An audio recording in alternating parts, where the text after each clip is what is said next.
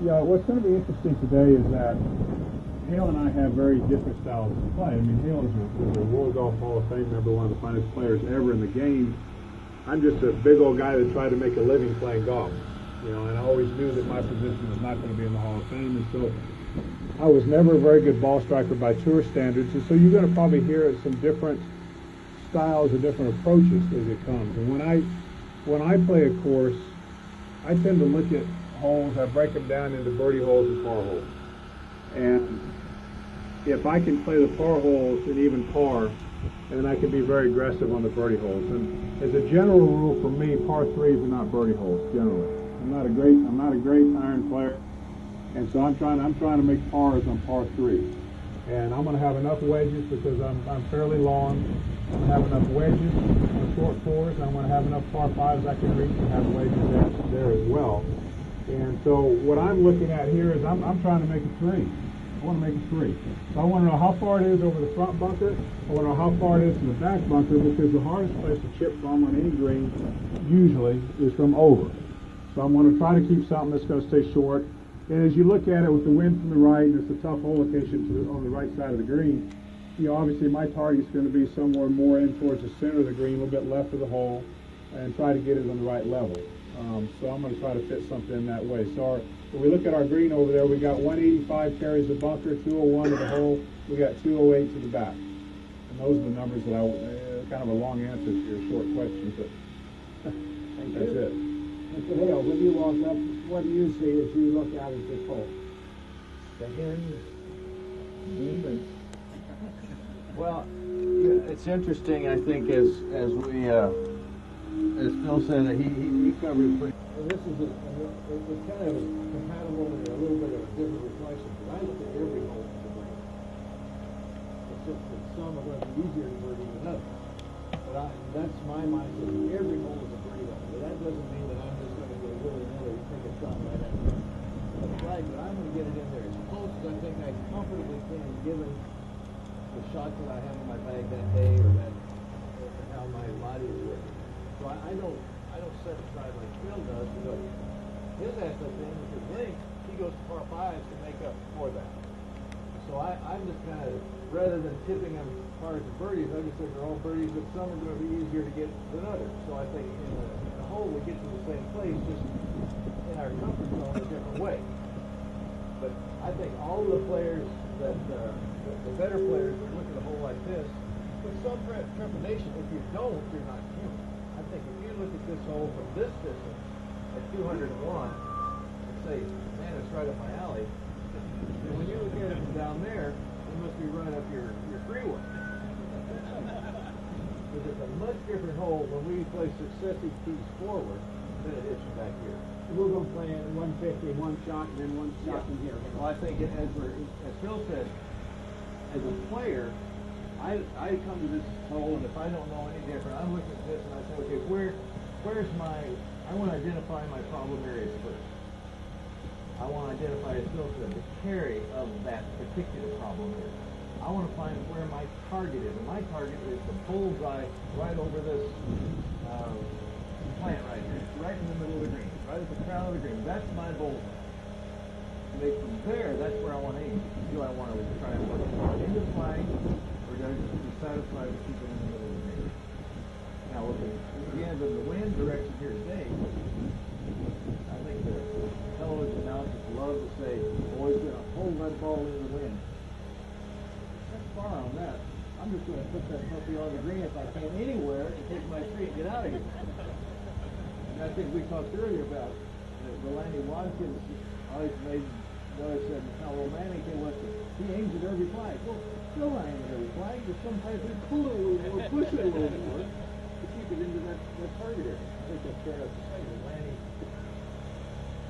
always hit the flag. And when we talked earlier, I mean, I see the very fair play. In fact, this was a little tighter on the collar too. So this happens sometimes. And for me, Jim, I would do exactly what Phil has done. I'd want to know where my yardages are, where the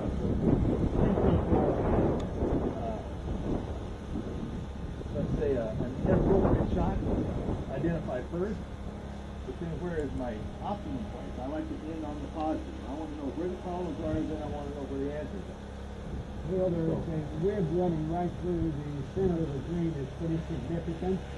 And so we placed the flag, even though we're not going to put it out today, just over that slope. So honestly, there's almost 3 greens in this one green.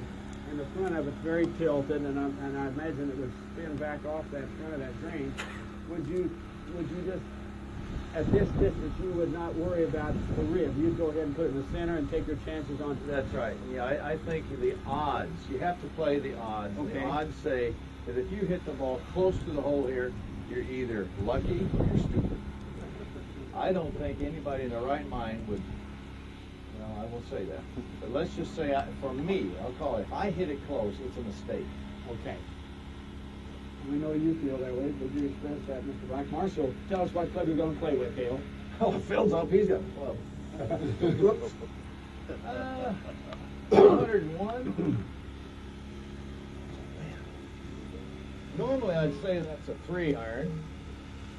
But now here I'm going to kind of go back and say, I want to birdie this hole because it'd be a great birdie. I can lap the field. So I'm thinking maybe I would take my rescue, which is my hybrid for me is a 210 kind of club. But then again, maybe I wouldn't. But again, I think for this particular shot, I'd have to hit a 3-iron right on the nose to get it that far. Okay. So I always try to hit, if I'm debating between clubs, generally speaking, I go with the longer one. See, Jack will do the same thing. He always Jack tells will. us. Oh, Jack, what's his name? Anyway, today the kids, I hear them talk, and they always take less club and try to hit it harder. And I don't find that working for the average player. When they try to hit it harder, the wrong muscles take over, and most of the time they're making a swing that they wish the hell they hadn't made. Yeah, well, most of the time we do that too. But yeah, I will almost always err on the side of the longer shot to keep my tempo under control. That makes perfect sense. So I'm not trying to blister myself, particularly on a hole like this where I think the margin for error is relatively small. Okay, yeah, and so right over there it goes into an area that looks a little sandy, shall we say, Okay. and you're right. So this may be one where I would take this club and aim it left, and sometimes by trying to hold up a little bit, I'm not quite as aggressive, and the ball ends up fading just a touch. So that's all in theory. Now we know once you get over there and that moment of truth comes, anything can happen. Now, am I supposed to hit this thing? Absolutely. Oh, man.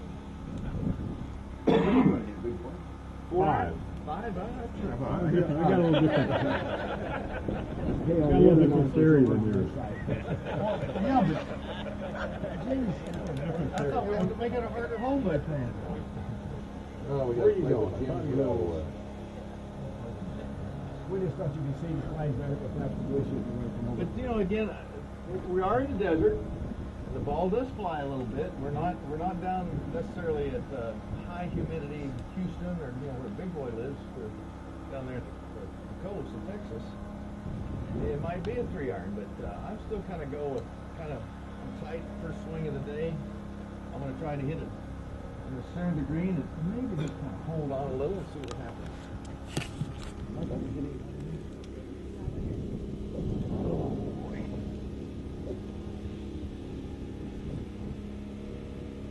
Now, Jim, if this doesn't work, do I get to hit another one? Absolutely.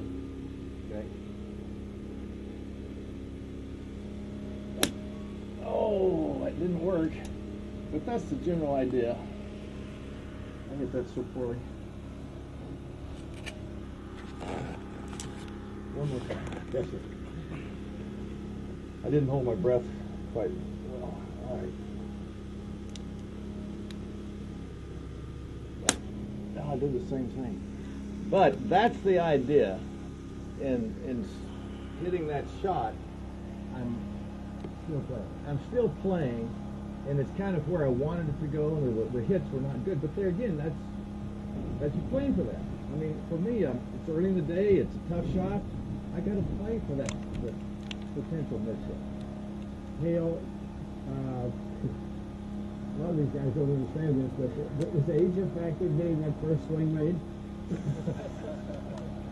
Absolutely. It is, isn't it? Absolutely. Now, since you're such a junior player, and so, in a sense, I take a lot of pride in that I was able to do that and still stay competitive and make a living and stay out there that long. A slightly different way to look at this. Yeah, you got sand short and right. And I don't know the texture of the sand. I don't know if it's going to bury. I don't know anything about that. Let's assume that the sand is in really good shape. One of the things they do on tour is they pack the bunker. And so rarely now do you see very live. Back in the day, we had very live, but they pack them in. And the grass isn't too deep around the green up there. If you notice, the green slopes a little bit left to right back there where the hole is. If you have a very good short game, which I did when I was younger, I trusted my short game immensely. If you have conditions like this, you really, it's not that bad to short side yourself fractionally. It's over maybe, but a little right, a little short. They're not that hard to hit. I don't know where I'm going to hit it. If I aim over at the middle of that green and the wind catches it, now I'm 50 feet, which is a harder tee putt, a harder par, a 50-foot tee putt, or a pitch from, say, 30 feet from the hole. That's something you got to take into account depending upon how comfortable you are with your short game, what the conditions are, and those sort of things. You know, when my short game is not as good as it used to be, but you know, you get old, your nerves they get a little shaky a little bit too. I don't think you experience that, but no, not at all. You know, so you have to what Hale said is you have to play to your strengths. And you try to disguise your weaknesses as best you can. With that said, I've got a 5-iron because it's 185 to carry that bunker. I'm trying to hit enough club to carry the bunker. I don't care what it is for the hole. Again, I told you I'm not trying to make a birdie. So it's 201 to the hole great. That's fantastic. I got a 5-iron to carry the bunker. If I hit it on the front face, I can carry the bunker. I probably won't get all the way to the hole, but I can hit it there where I got a reasonably good chance to make par. And that's why I'm going to 5. I have to crush it. I can't quite tell the direction of the wind here. If I turned it over, I could probably get it there, but I'm kind of working on things with 30 phase right now. So what I'm going to do is basically the same line Hale talked about. I'm going to try to go just over this yucca plant or whatever that is, just the right side of that, and just play my shot, which is a slight fade, which will hold up against the wind. Just because that's my shot. So that's kind of my theory, and I'm going with it.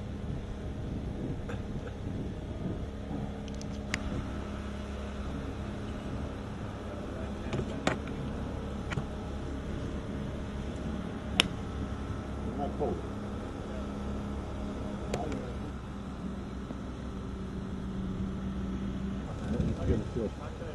You'll just put it easier. It might take more time to eat the ball.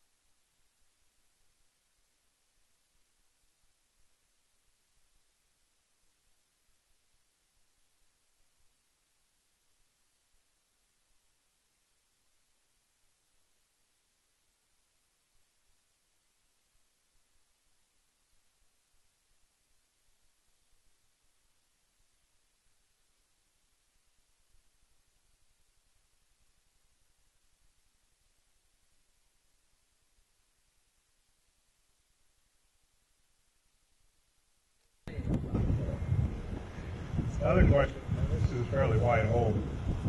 So assume this hole we're not quite as wide. We talked back there a minute ago about playing when your swing feels good versus it doesn't. Let's say, for instance, you got up here and your swing's not feeling that great today. What sort of adjustments might you make with your driver to try to get the ball in play?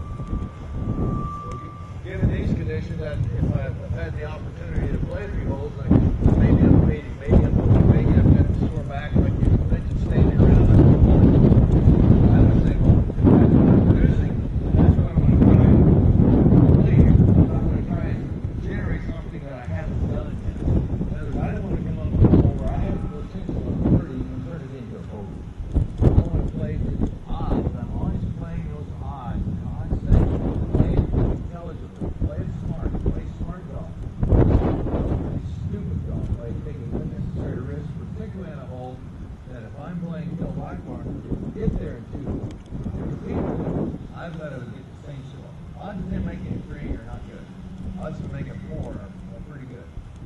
making 3 non-existent.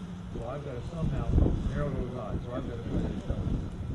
Now, do you have, say your field fine, your health is fine, actually got everything's fine. You have kind of a favorite go-to shot that you play a certain shape or a certain shot that is a favorite shot? Well, I think through the years, Bill, I've probably made the ball, but I'll have to honestly say that's not something that I've worked on. That's a shot that I can go to, since that's what my body produces. Particularly as I've gotten older, I'm not quite supple. The back is a little bit of an issue because I'm not anymore. So I'm kind of more up in here than I am back in here. So we were warming up, isn't it? 17.5-degree loft angle. And let's go down to 7, and that's a lot better. Because it's a lot easier for me to get here than it is for me to get back here. So a fade would be something that, in this particular case, let's say if I had to go to, I would take it inside the fairway bunkers and let it fall in that way. But given this wind, I think I'm giving up a lot by putting a fade. If I can possibly get there in 2, which, maybe I could, I'd have to play it one time to find out. But possibly if I hit a really good drive, maybe I've got a shot to put it up there right if I can reach it there. But that would probably, I'm not a go-to hook guy, but if it calls for hook, then I'll give it a As a player, I am not afraid of hitting any shot. I've hit all of my 43.5 years. I've hit some better than others, but I'm not afraid of any shot.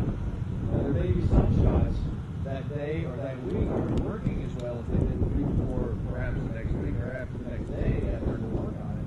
But I'm not afraid of any shot. I'm not afraid of any club. That's why any club to me is a scoring club. A long iron just happens to be a little bit more difficult to score with than a pitching wedge, but I am not afraid of hitting that. And that's why I think through the years I've had success with my 2-iron real late, with my long iron, because I'm not afraid to hit them. They're scoring clubs in mine. I just make that funnel a little bigger, make that target a little bigger, so I'm comfortable with it. All right, so your driver, Mr. Hale Irwin.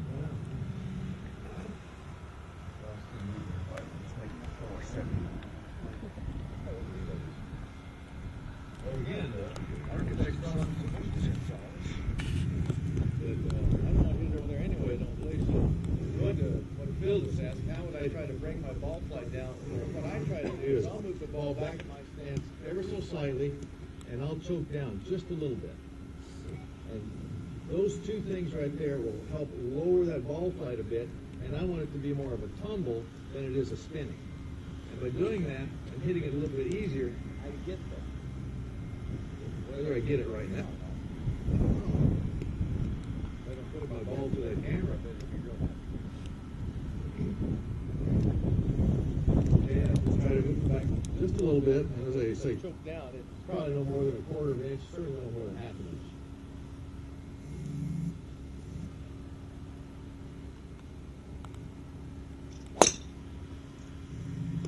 So we talked about, Phil, that's the shot that my body produces right now when I'm stiff, but I try to play it just inside and let it fade or hit that, and it hits that.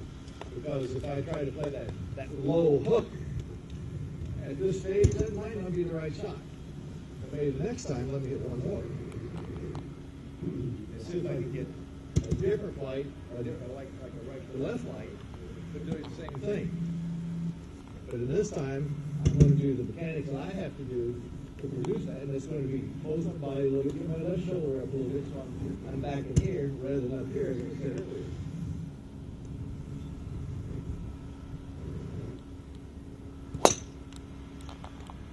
You see how that ball is starting to get high? That shot will probably not be shorter. Time, like Phil was saying, if I'm running and the ball sits tight, I may not want to be up there 22 yards. I might want to be back there 42 to take a little bigger swing at it, so I can get a little pitch to the ball. Instead of trying to bring it very, very hard. So I want to get up there high. I can't get it lost to stop it. So I want to guess if I hit a ball from my 200-yard shot, and I'm going to guess it's going to go 185.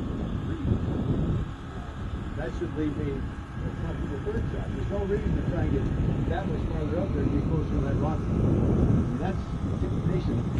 I mean, it just, to me, as much as I spin it, well, I can hit that shot. What I'd rather be one of those bunkers. You know, I don't particularly want to be in the far right bunker, but I can hit that shot. Certainly the middle, you know, the bunker that's closest to the green on the right, he can have his 110-yard shot, and I'll take that bunker shot all day long and go play for whatever he wants. I got no problem with that. However, to hit that shot in there, I'm now bringing the water, and I'm bringing lots of other stuff into play by hitting it. So it just becomes a day-to-day decision. This is not a shot that I would hit the same every day. It would depend upon how, am I pissed off? Did I just make a bogey? Or, you know, how does my swing feel? It's an awkward shot for me right now because I've been trying to play a fade, but the clubs in your bag that are most likely to go left, which is where you truly have a lot of problem here, are your 3-wood, your rescues. They're the easiest clubs in your bag to draw. And I don't want to fade my 3-wood up into this wind either. I'm going to lose control of it. So it's like I've got to hit it straight or draw it a hair, but not just crush it. So it's an awkward shot, but I'm going to hit it anyway because I came all the way from Texas. I didn't come from Texas. So what are you No, I'm going to try to hit a little soft draw. And if I hit it straight in that green side closest to the green bunker, I don't really care. I'm okay with that.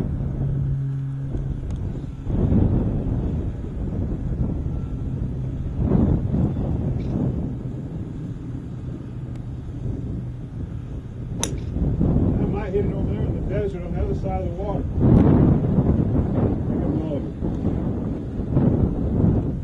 Hale's going, you see, I told you.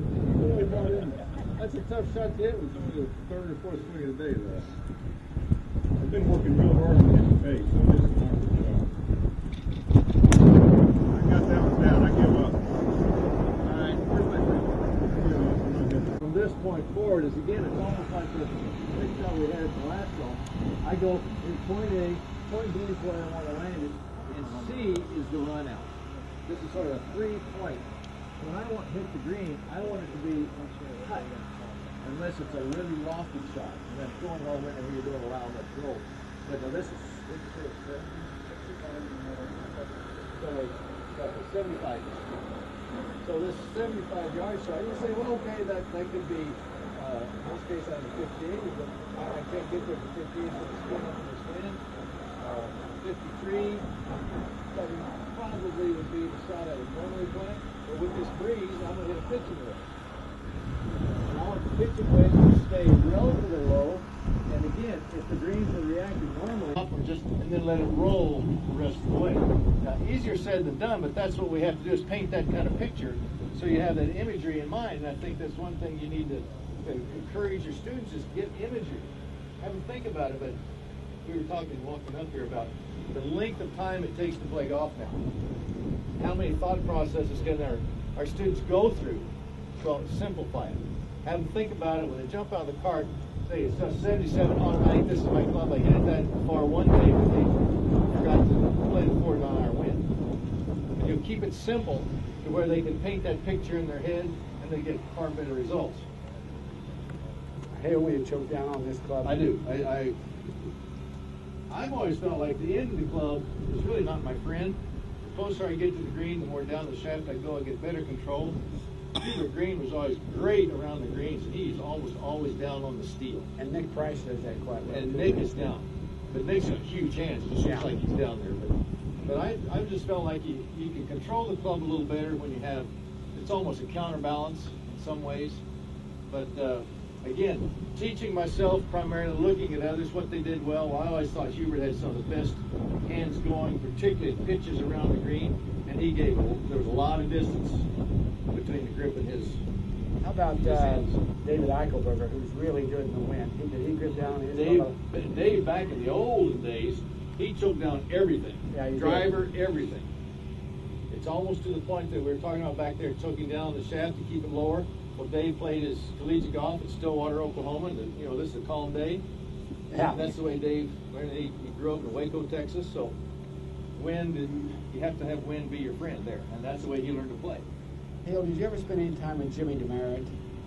Not as much as I wish I could have. but some. He could really play these shots, couldn't he? He's a lot older than me, Jim. He's probably more your age. But Jimmy DeMero, I think, was one of the great players. You know, again, you talk about that class of player, they used their hands. They had the equipment was such that you needed to use your hands. You couldn't do that hang on and hit it left, swing left. You could not do that. It just would not work. He had the biggest hands you ever saw. Jimmy, yeah. Oh, did he? Did you know him well? No, but I saw him. His hands were huge. And had huge forearms, didn't he? Like He was this marvelous wind player, wasn't he? Well, when you see great players, their hands go on a golf club, look like they were born to be there. Yeah. Arnold's the same way. And I think somebody's kind of the antithesis of that is Nicklaus. I always thought that Jack's grip never looked that comfortable. But we could argue with the success. But Arnold, to me, those modern day players, man, those hands went on there beautiful.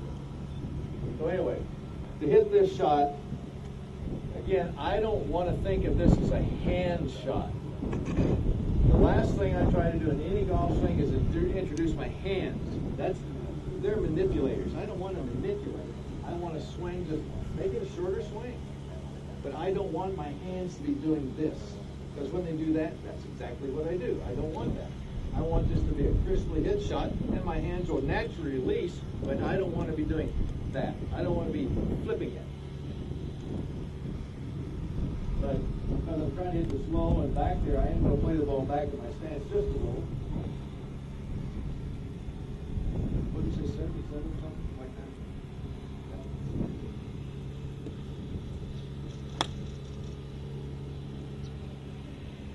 Well, obviously I didn't hit it hard enough, but that's the idea.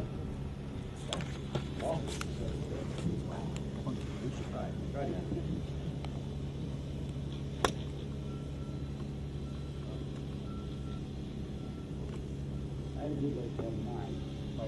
But that's the idea, is instead of trying to hit it up there, particularly in the windy conditions, or even if we had no wind, it's easier for me to hit that point closer to me than it is to fly it all the way back there unless I have the exact distance that I feel comfortable with the full swing. So this shot for me is, it's certainly not full at all.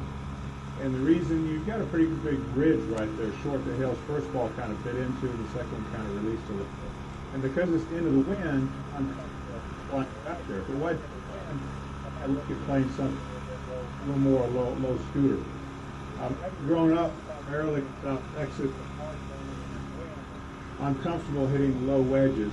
I kind of have a different way of going about it. And I'll dictate how hard I want to hit it based on the wind conditions, the green conditions, my lie, all those sort of things. So I want to let the trajectory stop the ball, whether I want to spin it. On this shot right here, to help me down, get handsy like Hale talked about, I like to strengthen my grip. With my left hand, I'll strengthen my left hand and just stay real stable with the face and take the face down the line towards my target. Always we're going.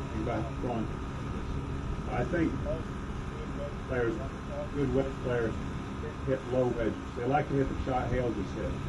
So when the ball stays down, you have control of your dip. The ball jumps up the face, jumps up in the air, you lose control. There are times that you'll hit that high shot, but on average, you keep the ball down where you can control your distance a little better. So again, for me to hit this, my normal grip is pretty weak. Something more like that, quite a bit. Well, that, and I can just stabilize the face and just take it to the hole.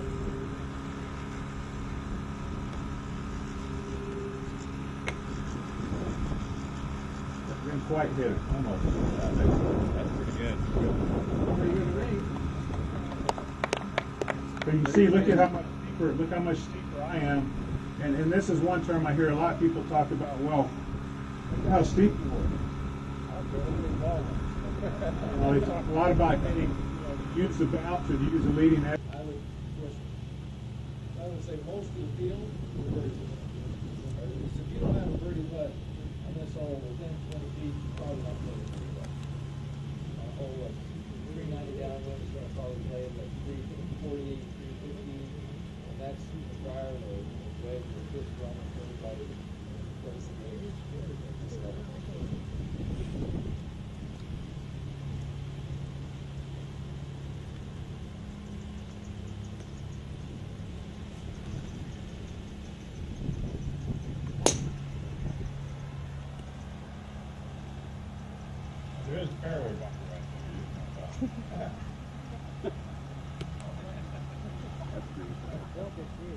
I know you're, look, there's the fairway. It's a little left of where I've been to, but that, I should have said, if I want to miss it, it'll appear. Flick's not doing his job.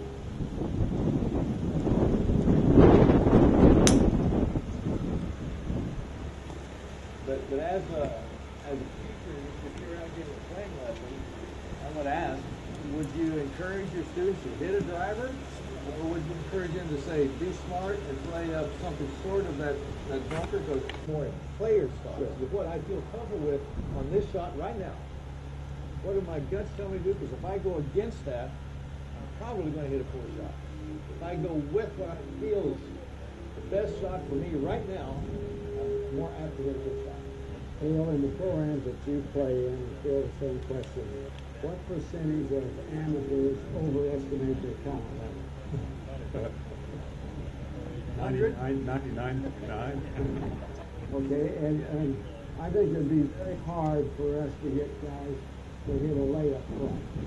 Okay, now, I agree with you, and it's hard to tell what they hear on television, how far the guys hit it, and most of it have got to try to make the same swing as pro players do.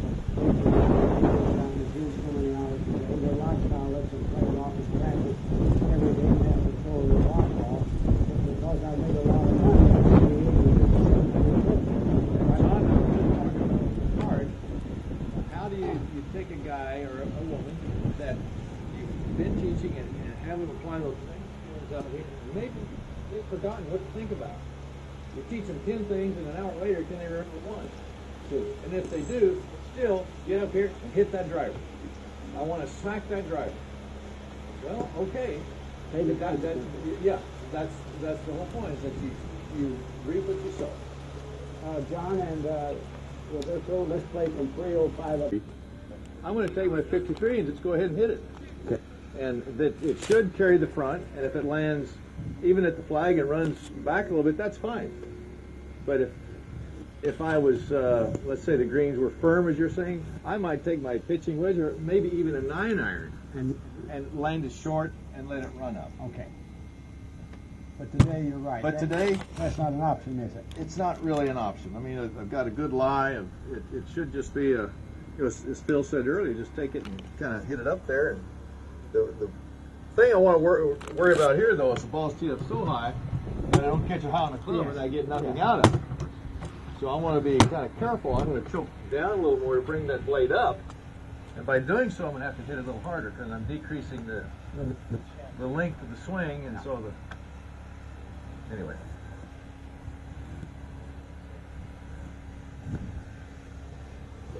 See, it went right under it.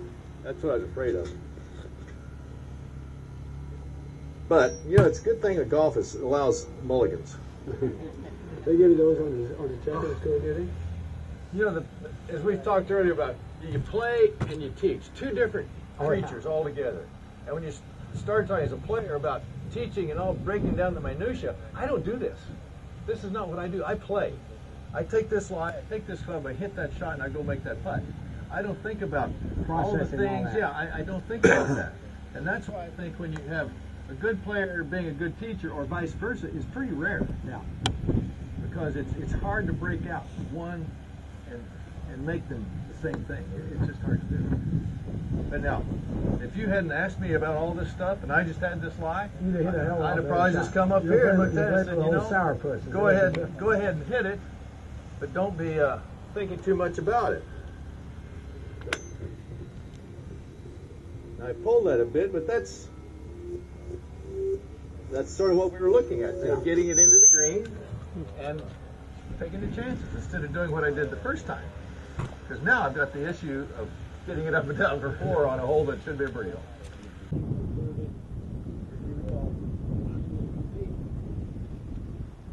Well, I think I don't know what number I would be.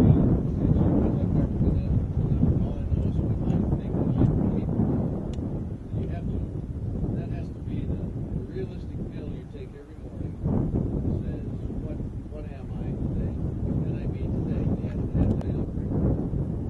And I felt that I was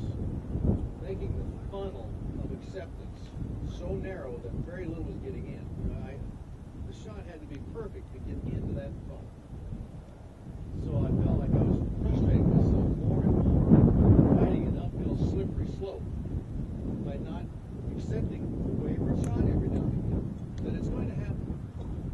So I said, I've got to widen up. It doesn't mean I don't try harder. It doesn't mean that I lower my standards. It's just that I'm going to have a little more acceptance of the shot that I want. So we say more patience. When you say that, you say perhaps I wasn't as hard on myself. You can say that you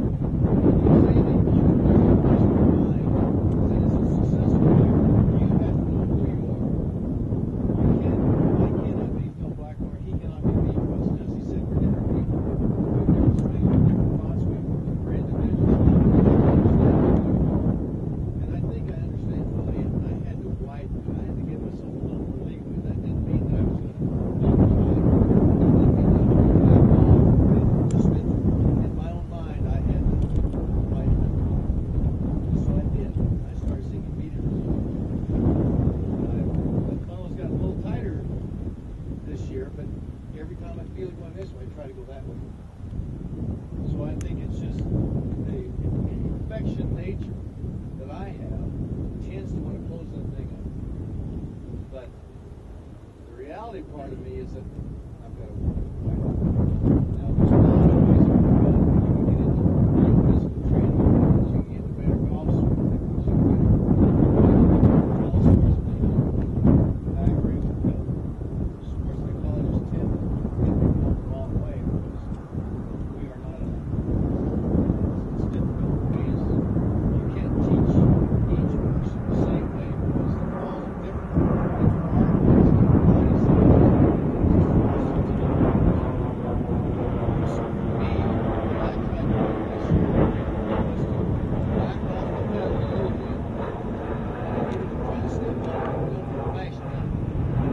Instead of going 80, I should be going 70. I'm trying to go 60. And that seemed to help me out initially starting the year, and I had some good success with that. But that sometimes will set the tone for the rest of the year. Now, I understand that I can still play occasionally. Can I play at that high intense, high revs that I used to all the time? No. I'm going to hold myself and say yes. I can do it occasionally. But I have to understand the funnel's wider now. The intensity which I find in my career.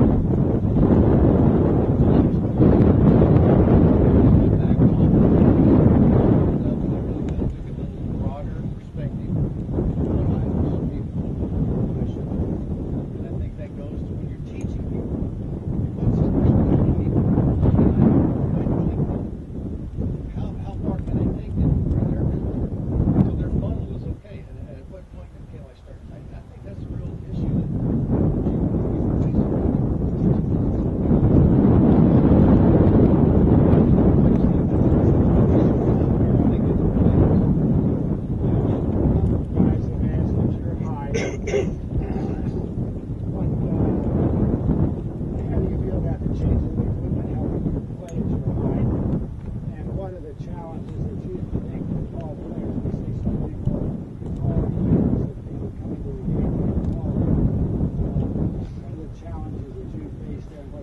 issues? Well, technology has changed the face of the tour. Hale was commenting earlier, and it's correct. Back when I first came on the tour, which was certainly much after Hale, the average tour player was about 5'9", 5'10". Anybody that was 6 foot or 6 foot, I was a pretty dinosaur out there, and I still can coach out.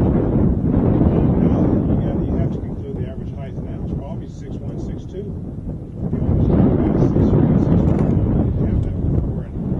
And the biggest reason is technology. The game was played differently than the game was played.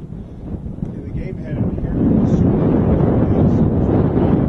to shoot a score because the driver heads were small, the ball spun a lot, it was hard to control. The grooves were small, which made it hard to control flyers, control your distance. And all those combined where you had to have a great deal of sensitivity to shoot a score. And there was this inherent balance between distance and accuracy because the further you hit it, with that equipment, it was really, really hard to hit it straight. There were very few long drivers of the golf ball that hit it straight. Jack was phenomenal. Weiskopf was. Norman was probably the best back in that era, long driver of the ball. Andy Bean was a great long driver of the ball. But there are very few. And with today's drivers, bigger heads, perimeter weighting, lighter shafts, that sort of stuff, balls that don't spin, you got a lot more tall players. With that said, being tall still has its issues, and primarily, and it's not short game. Everybody says, "Oh, you got a good short game for big guys." What's being tall got to do anything with doing this? But it's a whole lot harder when you think about it. How much you got to bend over? If you think about the planes that you have, the things that move in your golf swing. Think about all the different planes that you have in your golf swing.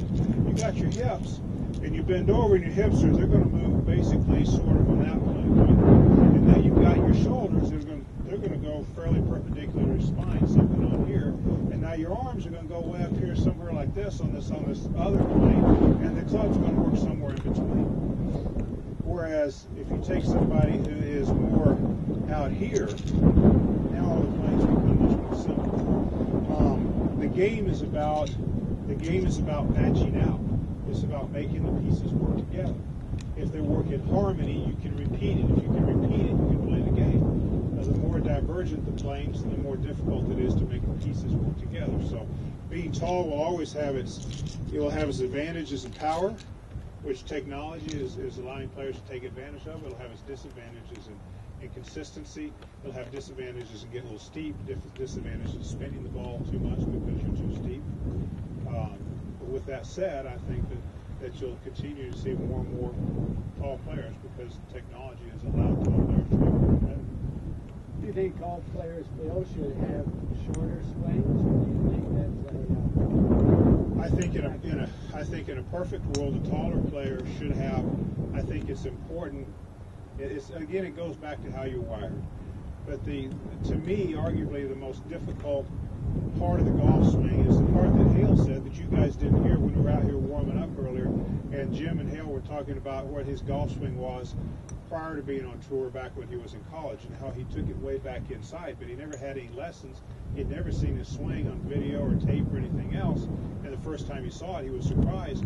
But to him, the golf swing starts right here. It starts right there as you move into the ball.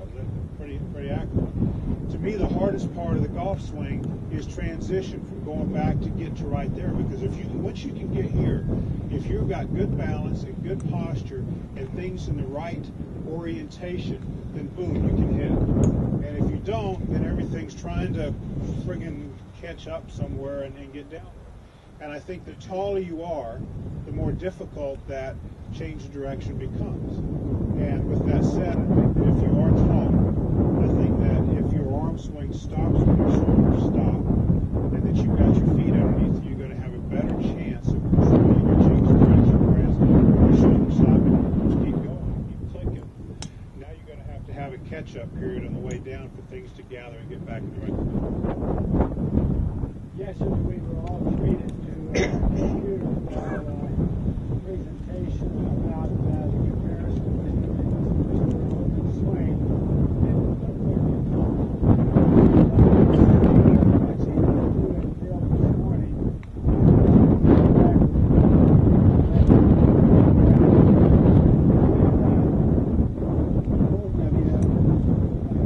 ceased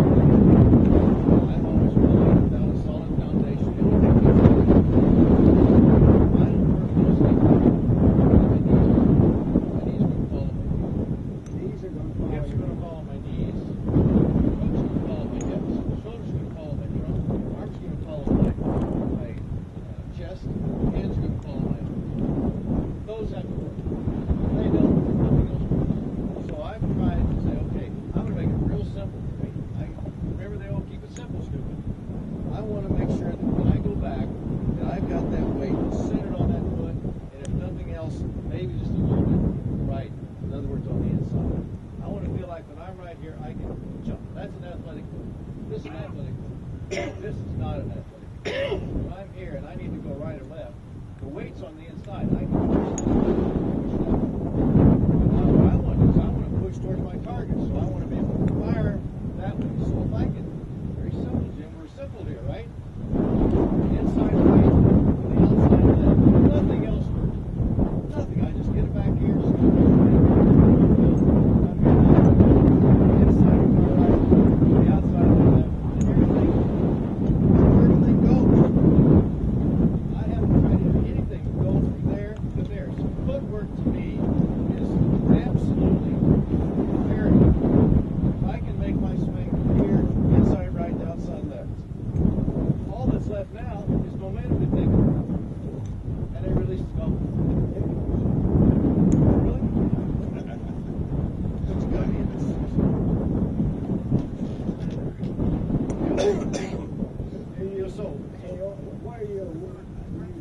Using your feet? Oh, absolutely.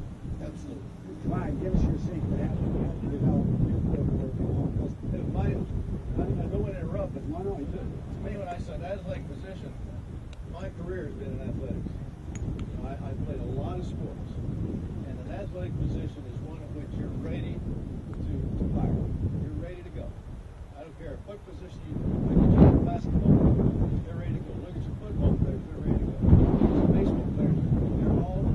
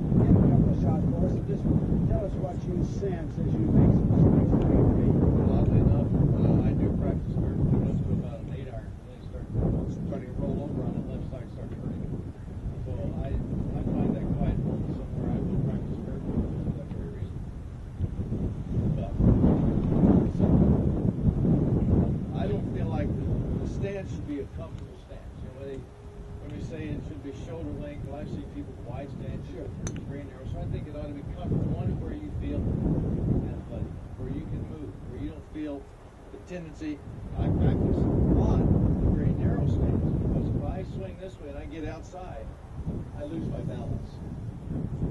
So I really encourage myself. I don't teach, I'm a teacher and you're teaching yourself. I'm teaching myself. I want to stay here, and I want to get there. And I want to get longer, get a little longer. Sure. Show you. Well, what do we do here? This makes me work on my balance, it makes me work on my tempo, and it makes me stand taller. But when I'm this way, I might get this way. I have a longer swing getting to the person. I want to be as tall as I can possibly be. Being my height, I want to be as tall as I can possibly be.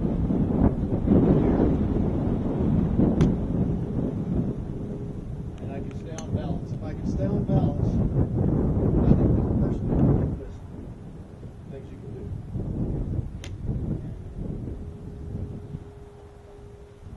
Now, if I want to expand that just a little, I can get it out here. Again, trying to keep that weight. Inside right, outside left.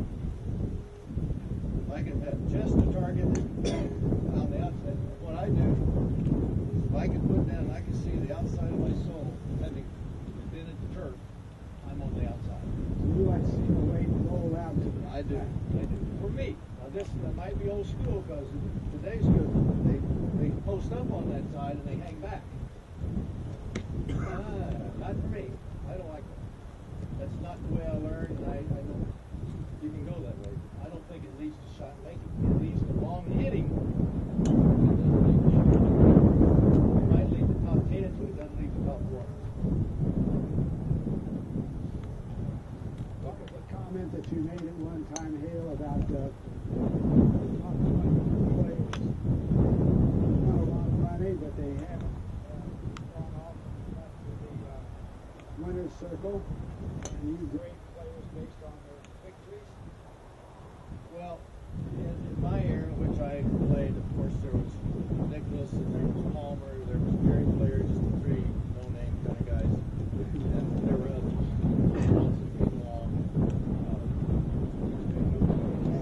Just the guys who I'm sure we've never heard of. But they set an example, which was to win. To win money back in those days, you had to win golf tournaments. Now, there's plenty of money where somebody can now go say, great top 15 finish out there.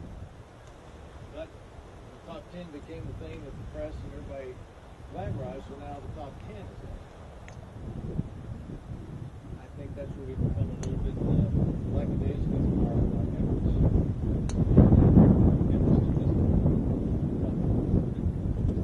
Yeah, this is interesting. And top 50 in the world golf rankings right now. Wait, hold on. I'd love to meet John and where's Mr. Mason?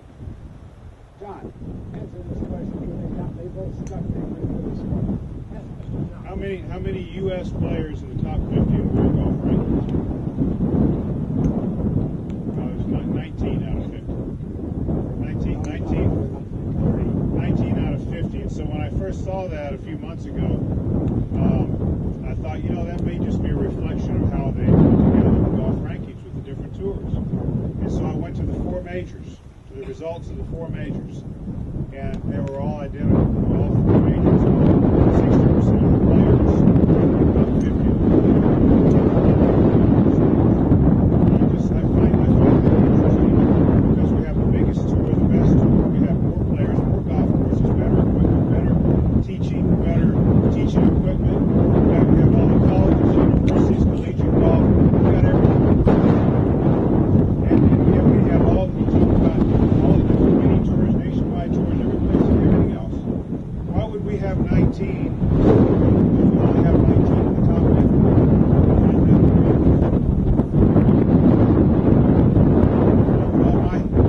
My opinion is that you take it a step further, you look at our top 7 or 8, and you have Ricky Fowler, Bubba Watson, Dustin Johnson, Kuchar. So you end up with 5 or so out of the top 7 or what you would consider do not swing in a manner that is consistent with the principles that are generally taught in golf. Who would teach you to swing like Dustin Johnson in the face so friggin' shuts? So that's where I get back to what I said about Jason Day. I'm not so sure that we spend too much time teaching positions and all this perfect stuff, because if that was the answer, then all the players would be a reflection of that. But the players aren't a reflection of that. The players are a reflection of what Hale talked about, how he learned to play the game, by learning to play the game by trying to make the ball go where he wanted it to go and trying to shoot a score. It's not that you don't do stuff, because you do, but I think that in Europe, because of weather conditions, they are forced, even though they may work on swing mechanics, they're forced to play the game a different way than we play here. You don't play point A to point B. A lot of places over there, you got to contend with conditions that we don't typically contend with here. Different grass conditions, wind, everything else. So you go to Australia, and I know for a fact they teach the game differently down there. They work more on ball flight things, more on visualization, more on those sort of contact and those sort of things. So the game's taught differently in those areas, and I worry that we're missing the boat a little bit, and that not that video's not important, it's just giving it too much importance as we compare it to playing shots.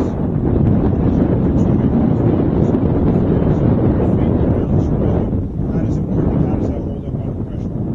And how does that fit your mentality?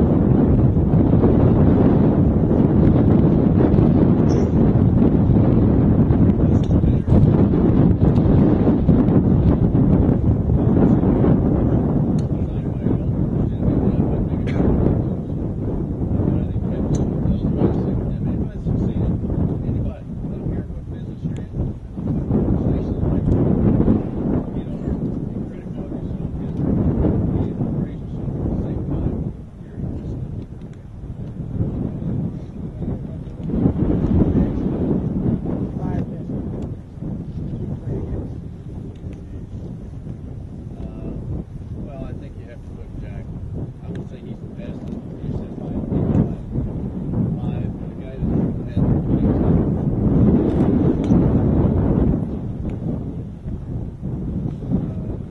Actually, he's not leading.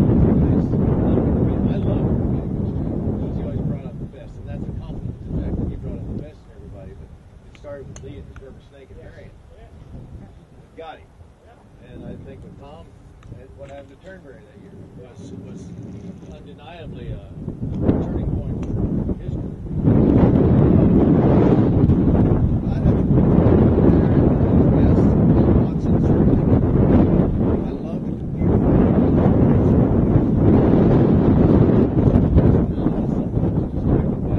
Flying airplane. His thoughts are he get a handle on.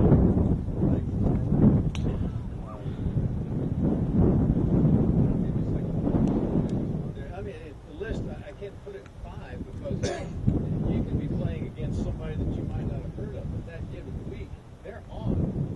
And all the stars and alignment, they're on. Well, that's the hardest guy to beat. Hubert Green.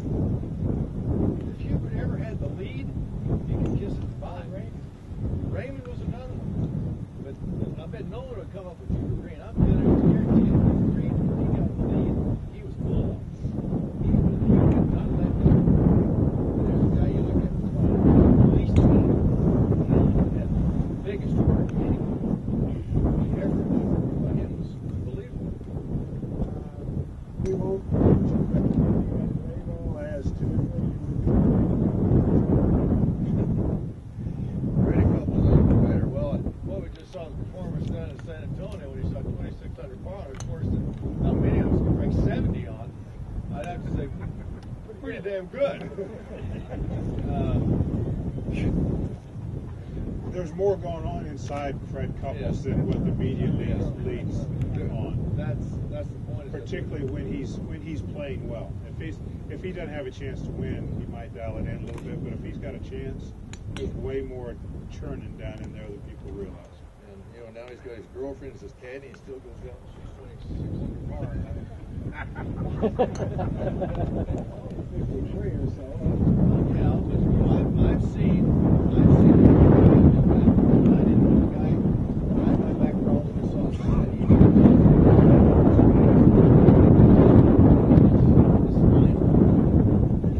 Looked like a road man. This guy cannot play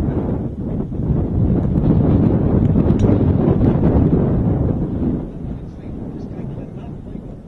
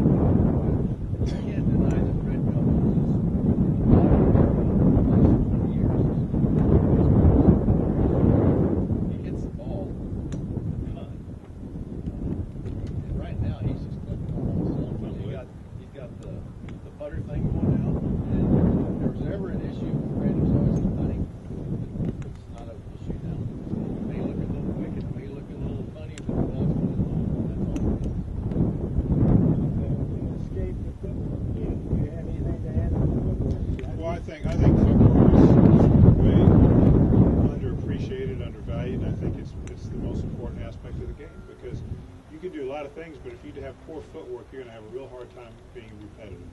And I don't care what sport it is. Every sport, if you think about it, involves footwork. And golf is an athletic endeavor. And any athletic endeavor involves your feet. You've got to use your feet. And to that end, I had an opportunity to MC a practice tee up at Tom Lehman's outing that he had in Minnesota. The last couple of years he had it. And so there were 30 of the top players in the world, men and women both, 2 years in a row, and there were some new faces the second year, so it wasn't all the same guys. And I'm emceeing the team. My first question as they came by, I've got a practice team, 3 guys come by at a time. First question, what's the most important thing in your golf swing? And the 2 years combined, every single person, 100%, said either footwork, balance, or rhythm. 100%. 100%. Top players in the game, they all said that. Not one of them said anything about any other aspect of the swing, wherever you want to go. They said footwork, balance, or rhythm. Not grip. Nothing. Not legs, not hips, not positions, not lanes, nothing. I don't, that's what they all said. Does that surprise you, Mr. Bill? That leads to the question of that because their swing is already going in.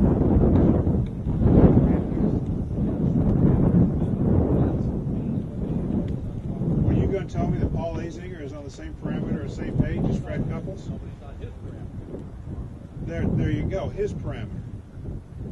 And his parameter is that's a huge statement, his parameter, because who would teach to do what Paul Azinger with this grip and the face point plate had to come over there somewhere? Who would teach him lined up over here like this? I mean, who would teach that? Who would teach Fred? Yeah. So how do you find your parameter? And I think that is the tough question that there's not. We can all sit around that point, but that's the beauty of teaching, is try to identify what somebody's parameter is. I mean, it's sort of like the chicken and the egg. If I understand what you're asking, I would think if I was teaching, I would do just exactly what Phil said, what those guys said: footwork, balance, tempo. They are the top three things in my book every trip. Somebody says, "What do you work on when you go to practice team?" Balance, rhythm. Well, I get balance from this, but a good footwork makes a good balance. Balance leads to good rhythm. They are so tied together. They're inseparable. It starts for me on the ground using my feet. I want to talk about Tom Lehman. I've been watching Tom. He's had a great year. He's always good. You watch Tom. He kind of goes against a little bit of his post up. Now he's very much in here. To me, he generates a lot of power, a lot of consistency.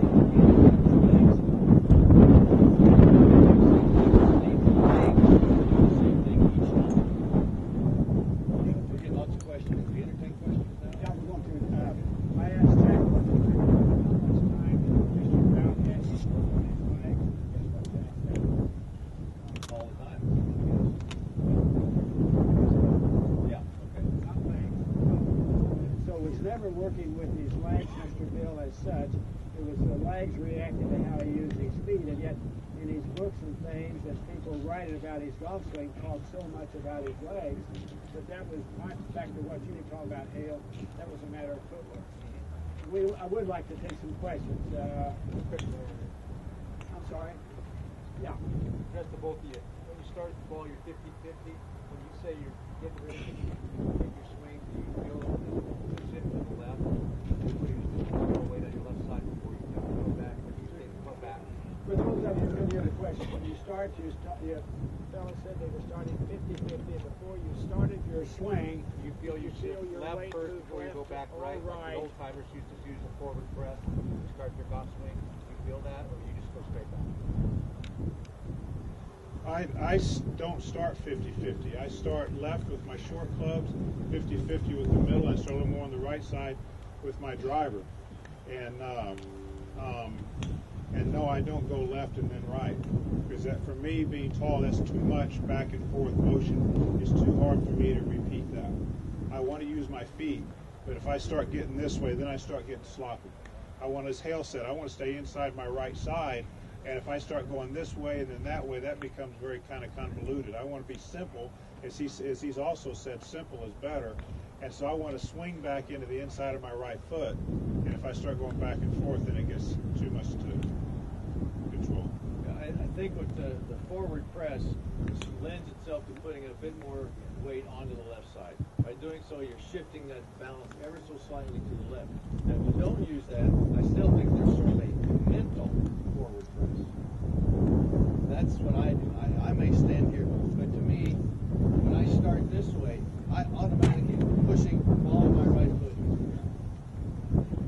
And when I'm off, I can feel my foot sliding that way. As this knee starts getting outside the ankle, and now I'm but when I go back and I press the ball of my foot to the ground, then I think I've got a pretty stable platform to finish on. So for me, it's not necessarily shifting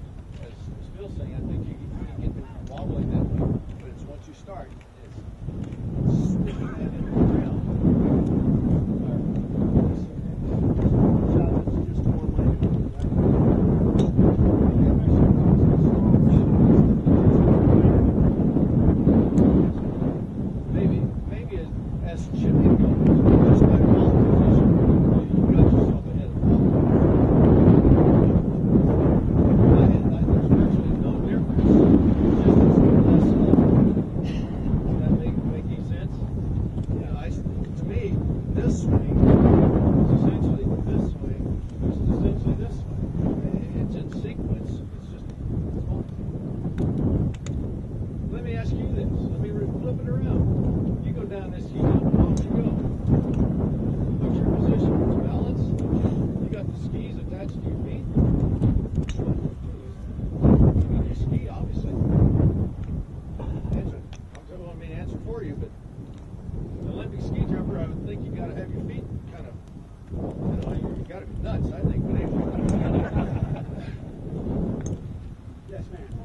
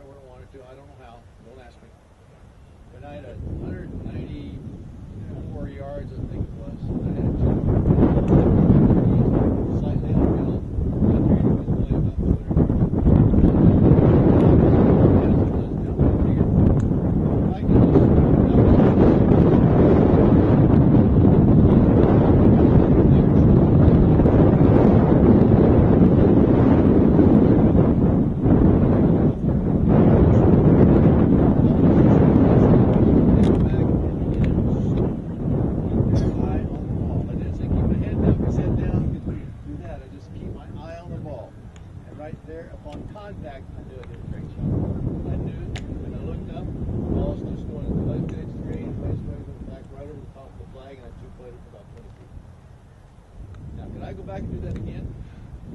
I'd love to try, but there's the, say, in the moment now, that's sort of a new era of phrase. In the moment then was breaking it down to its simplest components and making sure those basics worked. I wasn't thinking about anything else. Balance, getting back to your answer. Everything else was superfluous, didn't mean a thing. Everything else would follow if I do those basics correctly. Bill, a couple years ago when you won the AT&T, you got up and down on the last I did, yeah. out of the bunker, and the announcer said that it was a chance 1 out of 10, and you can't remember how you played that shot. I might remember it, Chip. I might. Tell us about that shot.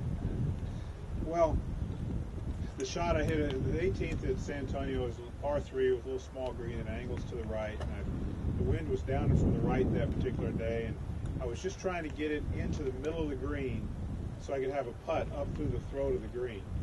And of course, I was very nervous. And as it happened at the time, also I was 56th on the money list, and I was needing before the week started to finish in the top 5 to just get the top 50 to have any status the following year. I was going to have to try to get through the school. So anyway, so it was a lot riding on the round other than just trying to win. So I get to the last hole and I have a one-shot lead. I'm tied with Jay Hobbs, and there was about 3 or 4 guys, a shot back.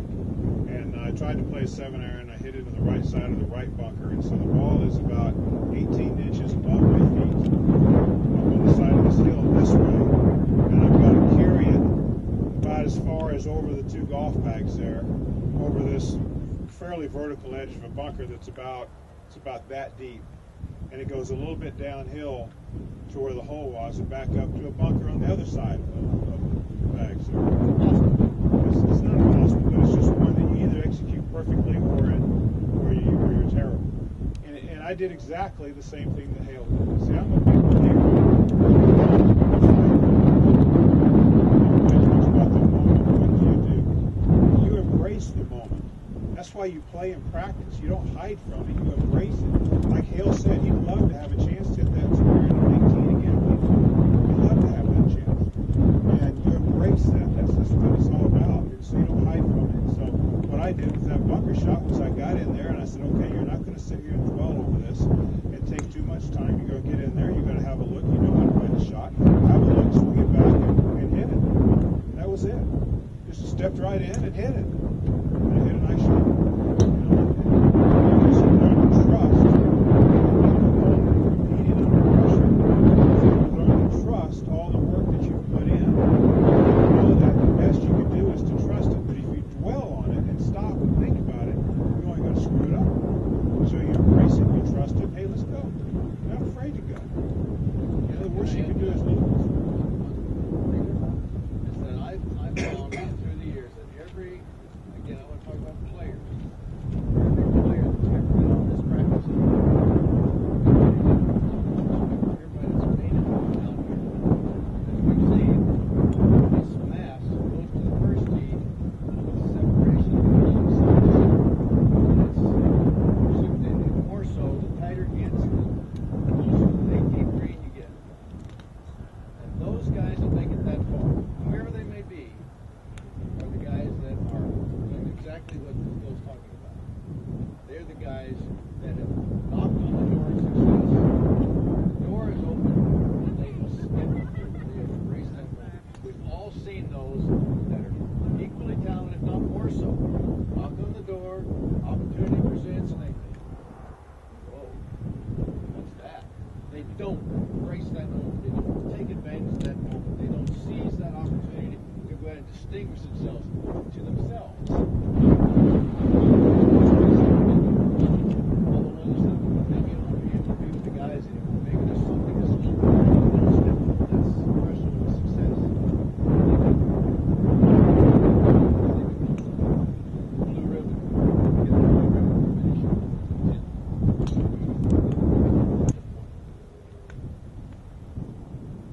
I'll step off that man. The only other thing I'll add to that is there's a sense of complacency, what Hale was saying earlier. be satisfied with finishing near the top. Because if you play on tour right now, if you played 16 years, if I'd had my career, which pales in comparison, but if you play 16 years on tour, and finish 16 years of today's versus you're going to have $20 million in the bank. So there is a sense of complacency, I think, in accepting not winning. There's not a, I mean, to Hale in that area, it was all about winning. To me, I didn't have a chance to win a number of times that Hale did necessarily. But to me, if I had the chance to win, that would one golf the wall. I was going to win. I won 3 times in ball and playoffs on the regular tour, and I birdied the first hole all 3 times. And I cost myself a chance at winning the Players in '91 because I was standing on the 17th tee and I got too aggressive, too excited about having the chance to win, and instead of playing smart, I started seeing this little 8-iron shot into the breeze, punched in there down, spinning down into that little neck over there on the right, like a friggin' idiot, leaned on it a little bit, hit it in the water. But we grew up in an era where it's all about winning. It's all, you have a chance to win. It's all about taking that opportunity to win. It's not about playing out the head. If you got a chance, I didn't have any chances. I tell you what, when I did, I didn't always come through, but it was like that's what it's all about. It's learning to play. What you got. It's learning to play. All the checklists and things that we taught. There has to be some osmosis right here.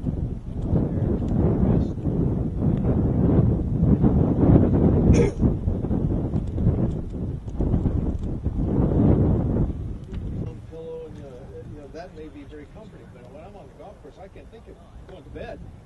I've got to think about hitting this golf shot. It's just like Phil said, I embrace that. I want that. Jack Nicklaus wanted those. You think he got all of those victories? And what's 50-some-odd second place? In major championship. He wanted it.